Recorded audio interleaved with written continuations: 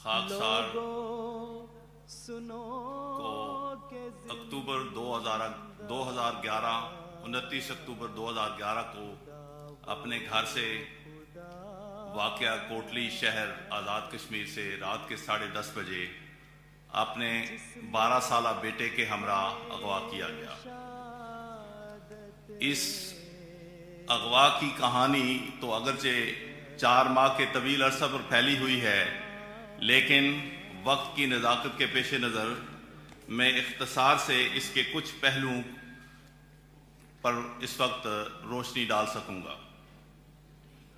جہاں تک اس کے پس منظر کا تعلق ہے،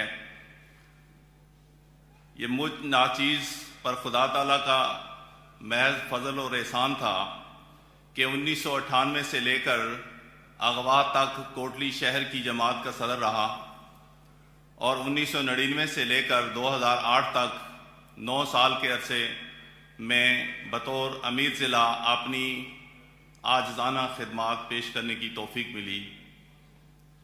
پیشے کے اعتبار سے میں جنرل سرجن ہوں، اور میں اس وقت کوٹلی کے ڈسٹرکٹ ہیڈ کوارٹر ہاسپٹل میں بطور ڈسٹرکٹ سرجن خدمات بجا لانے کی توفیق پا رہا تھا۔ اللہ تعالیٰ کے فضل و کرم سے اور حضرت خلیفۃ المسیح الرابع رحمہ اللہ تعالیٰ کی دعوت اللہ کی جو تحریک تھی، اس کے نتیجہ میں خاکسار کو خود بھی اور کوٹلی کی جماعتوں کو بھی دعوت اللہ کی توفیق ملی، جس کے نتیجے میں کئی خاندان اللہ تعالیٰ کے فضل سے احمدیت میں داخل ہوئے، اور حضرت مسیح پاک علیہ السلام کی اس مبارک تعلیم کی برکت تھی کہ نہ کسی اپنی خوبی کی وجہ سے، بلکہ محض اور محض اس سچی تعلیم کی برکت کے نتیجہ میں دکھی انسانیت کی خدمت کی بھرپور توفیق ملتی رہی، جس کا میں شکر نہیں بجا لا سکتا۔ یہ بہت ساری باتوں کے علاوہ یہ 2 بڑی محرکات تھے جو میرے اغوا کا سبب بنے۔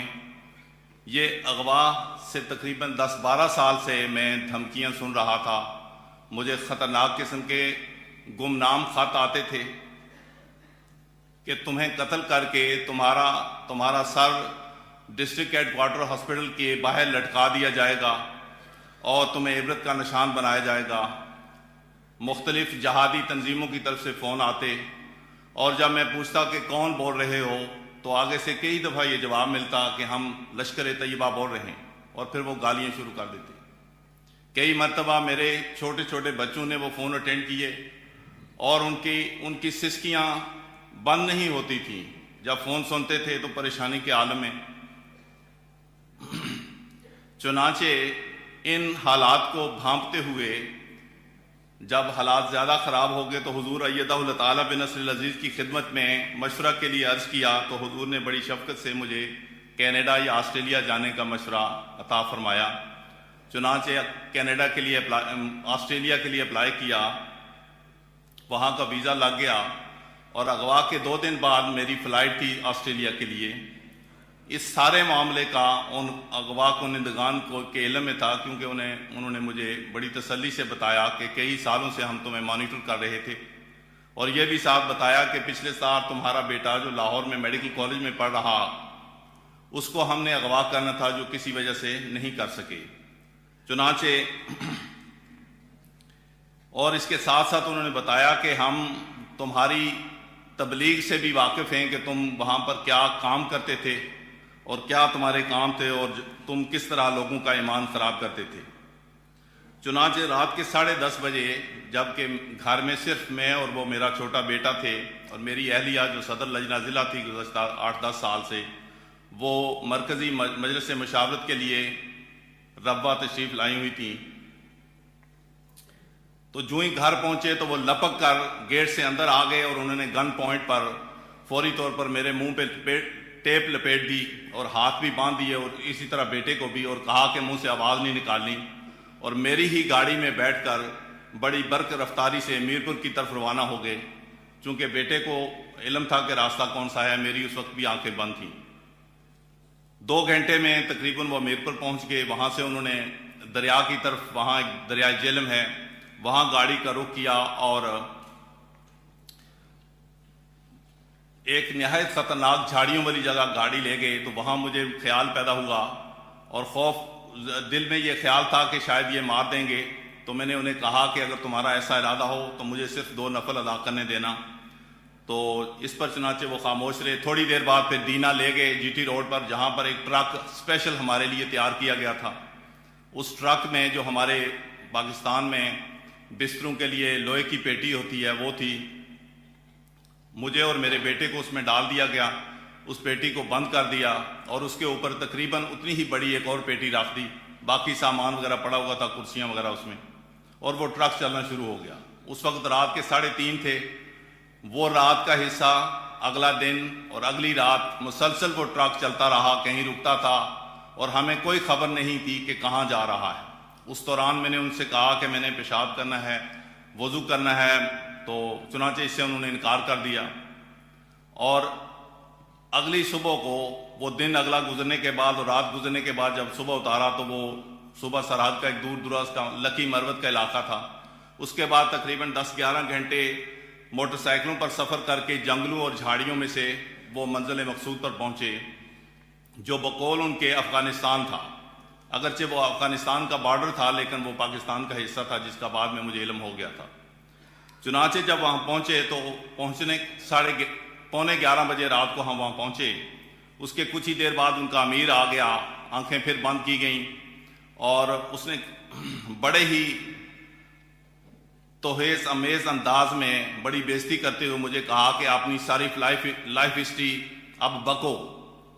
اور آتے ساتھ اس سے پہلے اس نے کہا کہ تمہیں خبر ہے کہ تمہیں کیوں اغوا کیا گیا ہے؟ کوٹلی اور میرپور میں ارب پتی لوگ موجود ہیں, ہم نے کسی کو ہاتھ نہیں ڈالا.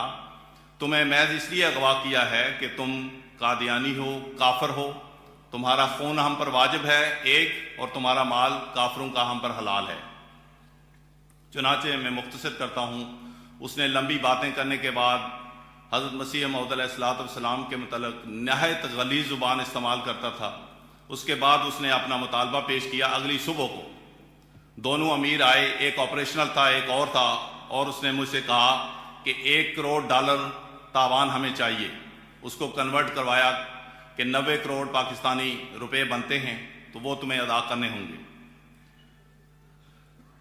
چنانچہ یہ مطالبہ کرنے کے بعد ہمیں ایک اور کمرے میں شفٹ کر دیا گیا. تو پہلا مطالبہ ان مجاہدین کی طرف سے اس وقت یہ تھا کہ ہم, ان کا مولوی اور مجاہد بار بار اسے میرے سامنے یہ کہتے تھے کہ ہمیں اس کو دونوں کو گولی مارنے دو, کیونکہ ہم جنت میں جانا چاہتے ہیں گولی مار کے.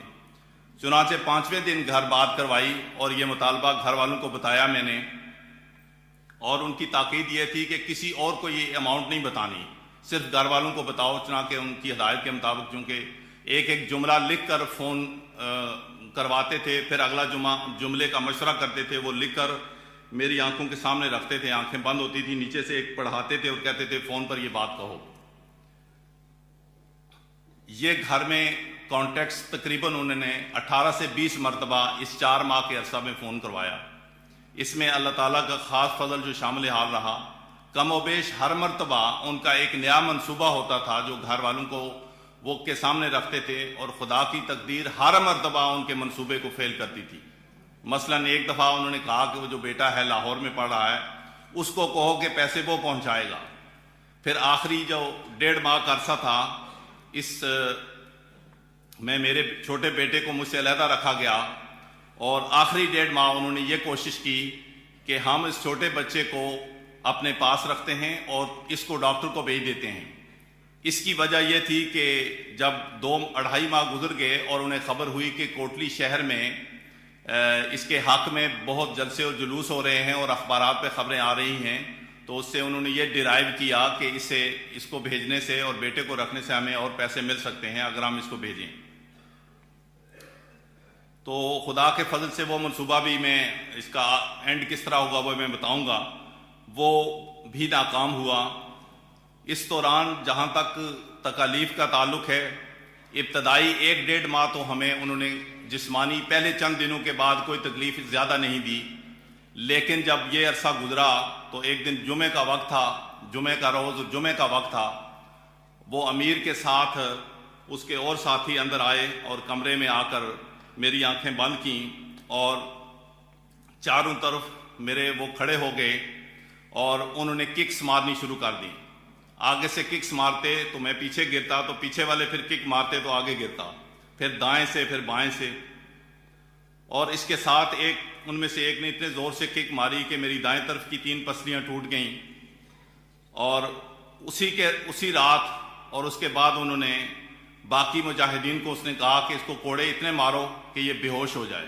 چنانچہ انہوں نے کوڑے مارنے شروع کیے اور کمر سے وہ جیکٹ اتار کے کمر پر اس قدر زور زور سے کوڑے مارتے تھے کہ وہاں سے خون رسنے والا ہو گیا تھا، جس کا مشاہدہ ان میں سے ایک مجاہد نے خود کیا.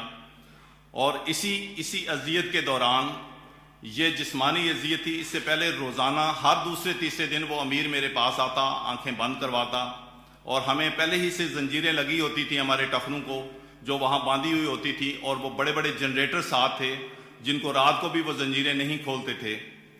تو یہ جسمانی تکلیف کے دوران ہی ایک دن تیش میں آ کر میرے علیحدہ کیے ہوئے بیٹے کو کہا کہ اس کو بھی لے آؤ اور ادھر چھت کے ساتھ الٹا لٹکا دو.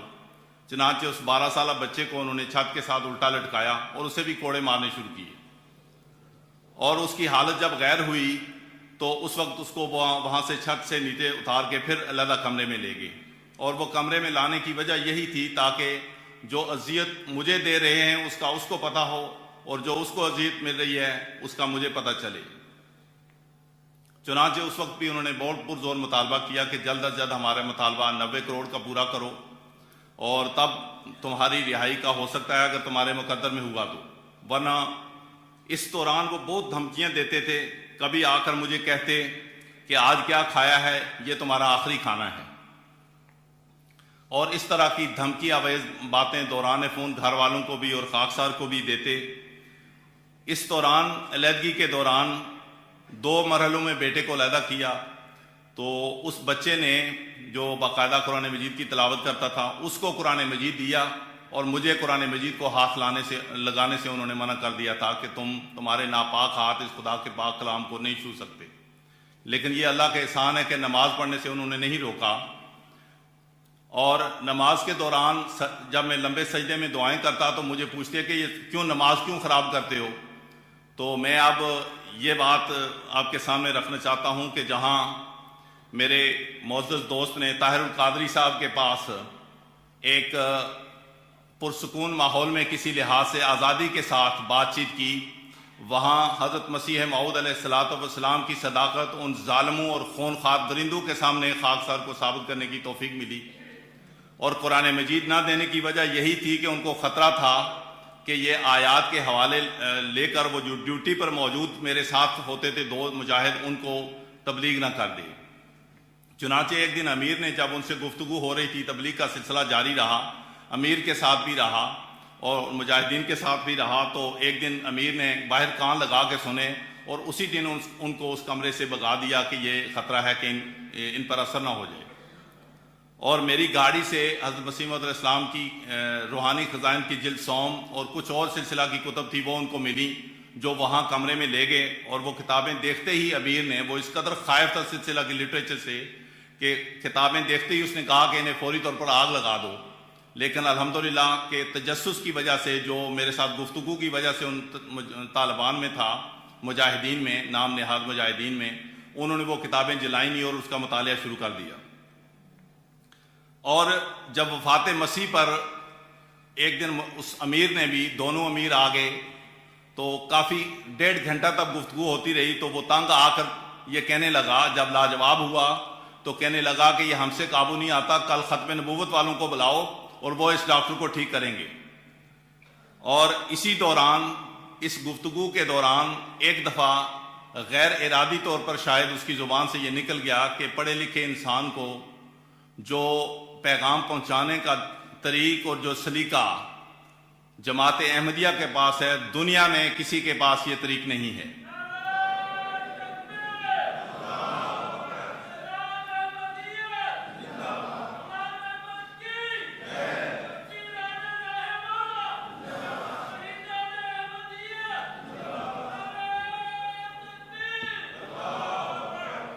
اسی دوران ان میں سے بعض چونکہ جو اکثر طالبان تھے، نوجوان ان کے ساتھ تھے، وہ تقریباً 16 سے 25 یا 28-30 سال کی عمر کے نوجوان تھے، تو وہ اکثر ان پڑھ تھے، اسکول کی تعلیم ان کی کم سے کم تھی، لیکن ان میں سے بعض میں کچھ شرافت بھی پائی جاتی تھی۔ ایک دن ان میں سے ایک نے کہا کہ ڈاکٹر صاحب، ہم آپ کو یہ ساری اذیتیں خدا کی رضا کے لیے، خدا کی خاطر دے رہے ہیں، اور آپ یہ ساری اذیتیں خدا کے لیے برداشت کر رہے ہیں، آپ دیکھتے ہیں کہ ہم میں سے کون جیتتا ہے۔ تو ان کے جو ارادے تھے اللہ تعالیٰ نے اپنے فضل سے خاک میں ملائے اور مجھے بخیر و عافیت وہاں سے ان سے آزادی بخشی۔ اور میں کئی دفعہ سوچتا ہوں کہ وہ یہ ضرور اب سوچتا ہوگا کہ آخر جیتا کون۔ جو رینسم پے کی گئی وہ تقریباً ان کو جو براہ راست اس وقت دیا وہ 1 کروڑ روپیہ تھا، اور 90 کروڑ کے مقابل پر 1 کروڑ کی کوئی حیثیت نہیں ہے، اگرچہ انہوں نے بعد میں بھی کچھ وصول کیا ہے۔ اب میں ایک دو واقعات جن کا تعلق بچے سے ہے، کہ وہ بیٹا جو رات کو میں تقریباً اللہ کے فضل سے 3 بجے اٹھا تھا نوافل پڑھنے کے لیے، تو شروع میں نے اس کو نہیں جگایا، تو بیٹے نے کہا کہ نہیں مجھے بھی ضرور جگایا کریں، میں بھی تہجد پڑھوں گا۔ چنانچہ وہ بھی میرے ساتھ نوافل پڑھتا، میں ذرا اس کو دیر سے جگاتا۔ تو جب اس کو پہلی مرتبہ علیحدہ کیا تو اس نے مجھے بعد میں بتایا کہ میں نے اپنے خدا سے یہ عہد کیا کہ اے خدا، اگر تم موجود ہے اور تو سچا ہے تو آج شام سے پہلے مجھے میرے ابو سے ملا دو۔ چنانچہ اسی دن وہ امیر آیا اور وہ بچے کے ساتھ ملاقات کر کے علیحدہ کمرے میں پھر میرے سے کر کے جا رہا تھا، تو اچانک اس مولوی نے وہ اس کے پیچھے بھاگ کر گیا اس امیر کے کہ اس بیٹے کی حالت دیکھیں، اس کا جو ہے نا ٹھیک نہیں ہے۔ چنانچہ وہ واپس آیا اور فوری طور پر اس کو کہا کہ بچے کو والد کے ساتھ ملا دو، اور اس بچے کی دعا خدا تعالیٰ نے اسی کی فرمائش کے مطابق اس معصوم کی دعا کو قبولیت بخشی۔ اسی علیحدگی کے دوران اس بچے کو اللہ کے فضل سے حضرت صلی اللہ علیہ وسلم کا دیدار ہوا، جس کی خبر اس نے ان کو جو نگرانی پر موجود تھے ان کو بتائی، اور اس پر وہ سخت حیران ہوئے اور ایک لحاظ سے خوش بھی تھے کہ یہ معصوم بچے کو جو خواب میں نظر آئے ہیں تو ان کو یہ بہت امید تھی کہ یہ شاید اسلام قبول کر لے گا۔ ایک اور واقعہ یہ ہے کہ واقعات، ایمان افروز واقعات سے یہ 4 مہینے کا عرصہ بھرا پڑا ہے، لیکن ایک واقعہ یہ ہے کہ بیٹے کو خواب میں اللہ تعالیٰ نے دکھایا کہ ان کے اس کیمپ پر، ان کے مرکز پر ڈرون حملہ ہوتا ہے، اور 16 فیبروری کو، 28 فیبروری کو ہم ریلیز ہوئے ہیں، 9 اور 16 فیبروری کو 2 ڈرون ہوئے، اور بعین ہی اسی طرح اس کی آوازیں آئیں اور وہ چھت کے اوپر سے اس ڈرون وہ گزرا گولا اور ان کے مرکز پر پڑا، جس میں ان کے سرکردہ جو لیڈر تھے وہ بھی کہیں مارے گئے۔ اسی طرح ایک دن وہ صبح کی نماز پڑھ رہے تھے، 11 میں سے 9 نے نفلی روزہ رکھا ہوا تھا، ہم طالبان نے، وہ 9 کے 9 اس ڈرون کے حملے میں مارے گئے، اور 2 جنہوں نے نفلی روزہ نہیں رکھا ہوا تھا وہ بچ گئے۔ تو دعاؤں کی توفیق اللہ تعالیٰ کے فضل سے ملتی رہی۔ تو پہلے 2-3 ہفتے گزرنے کے بعد اس خوف کی حالت میں جو دعائیں کیں تو اللہ تعالیٰ نے اپنے فضل سے یہ تسلی دی کہ صبح کی نماز کے بعد میری ہلکی سی آنکھ لگی تو میری زبان پر سورہ 3 کی آخری آیت کا یہ ٹکڑا جاری تھا، الیس اللہ بے احکم الحاکمین۔ اس کے بعد مجھے یقین ہو گیا کہ اب فیصلہ میرے خدا کا چلے گا، ان ظالموں کا فیصلہ نہیں چلے گا۔ اور اسی طرح پھر اللہ تعالیٰ نے اپنے فضل سے اور بہت ساری بشارات دیں۔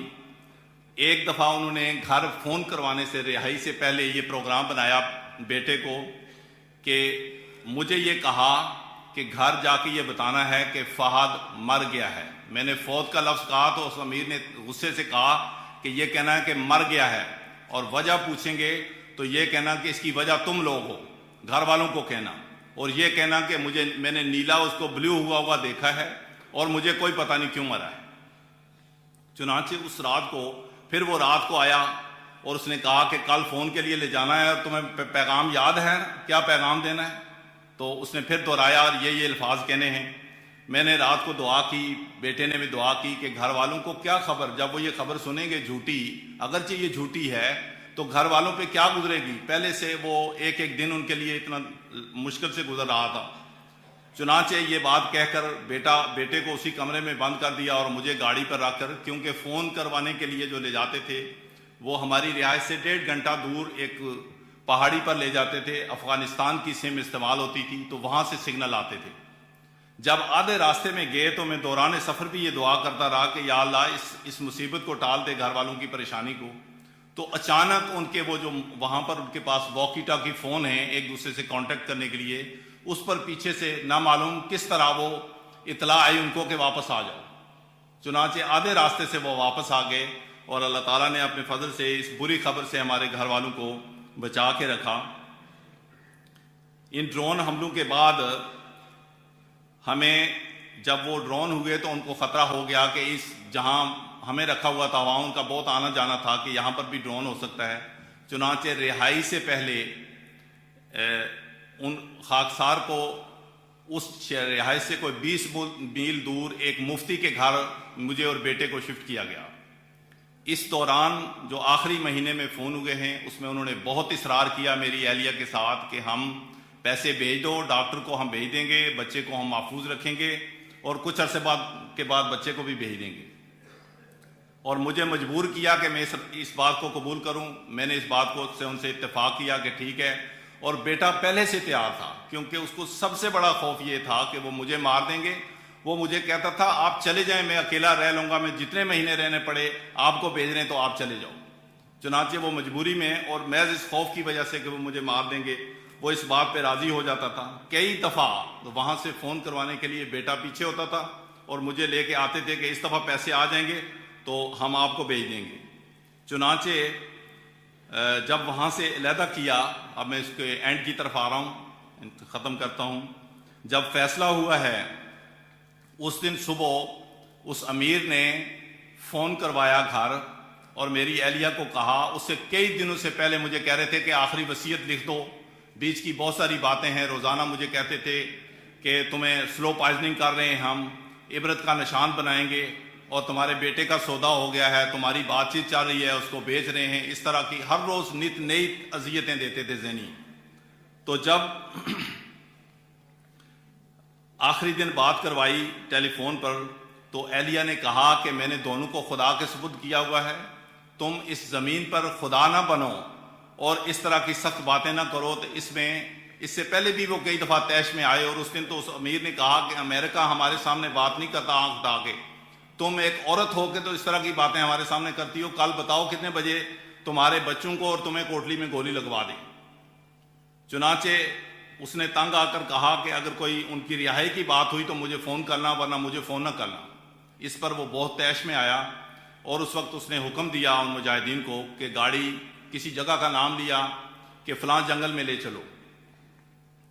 10:30 کا یہ وقت تھا تقریباً، تو آدھا پونا گھنٹہ گاڑی چلی، کسی جنگل میں پہنچی، آنکھیں ہماری دونوں کی بند تھیں، تو وہاں اس نے کہا روک دو، اور جب گاڑی روکی تو اس وقت اس کے منہ سے نکلا کہ ڈاکٹر خدا حافظ۔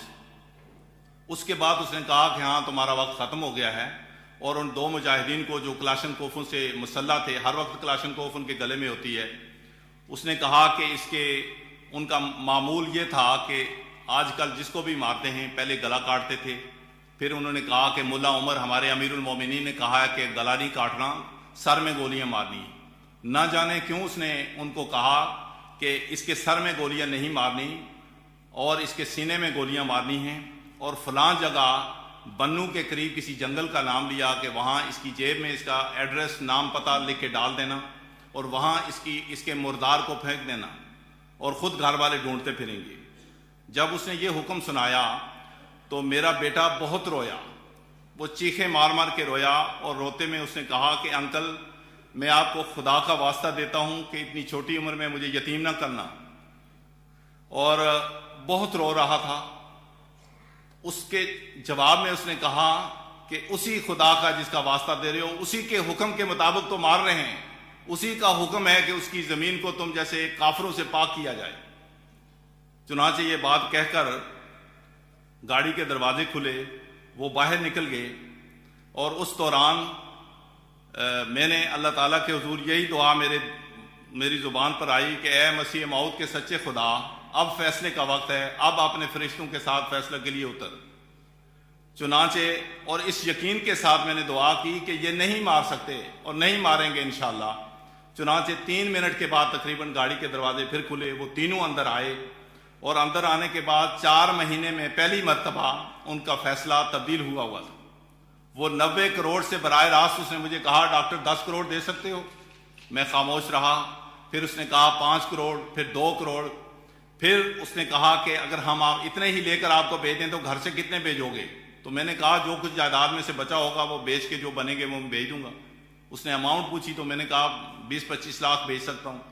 اس پر اس نے خود کہا نہیں 50 لاکھ اور بھیجنا، اور اس طرح اس کا فیصلہ تبدیل ہوا۔ اور اس نے اس وقت حکم دیا ان کو کہ واپس لے چلو گاڑی اور دوبارہ فون کرواؤ گھر والوں کو، اور سخت الفاظ میں ہی کہا کہ اس کی اہلیہ کو بتاؤ کہ پیسے بھیجو اور دونوں کو لے جاؤ۔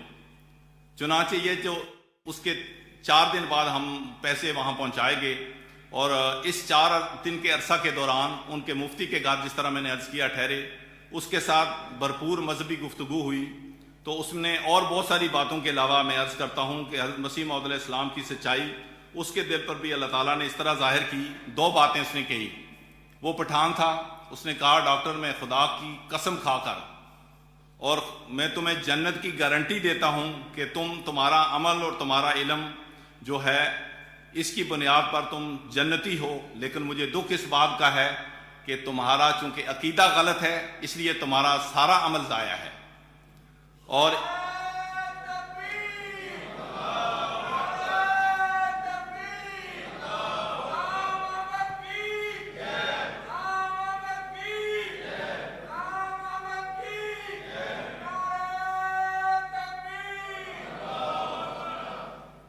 اسی دوران اس نے اقرار کیا اور یہ بھی قسم کھا کر اس نے بات کہی، کیونکہ وہ دیوبندی خیالات کے لوگ ہیں، لشکر جھنگوی کے لوگ ہیں، تو اس نے کہا کہ قرآن کا جتنا علم تمہارے پاس ہے، اصل میں میرے پاس اتنا علم نہیں تھا، ان کا اپنا علم کم ہے، تو قرآن کا جتنا علم تمہارے پاس ہے ہمارے بڑے بڑے دیوبندی علماء کے پاس بھی نہیں ہے۔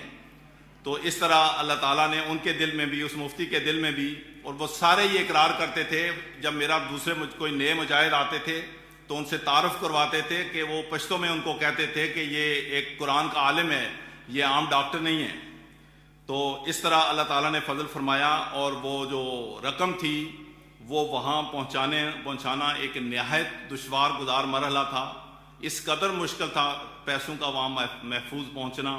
تو اس سلسلے میں اللہ تعالیٰ جزا دے میرے ان دوست جو رفیق نیر صاحب، جو دو دفعہ آزاد کشمیر اسمبلی میں وزیر صحت رہے ہیں، کوٹلی کے رہنے والے ہیں، انہوں نے نہایت اپنے آپ کو خطرے میں ڈال کر، مشکلات میں ڈال کر سارے انتظامات خود کیے، گھر والوں کو مسلسل تسلی دیتے رہے، کوٹلی سے پنڈی کے ایک دن میں کئی چکر لگائے، 2 3 دفعہ۔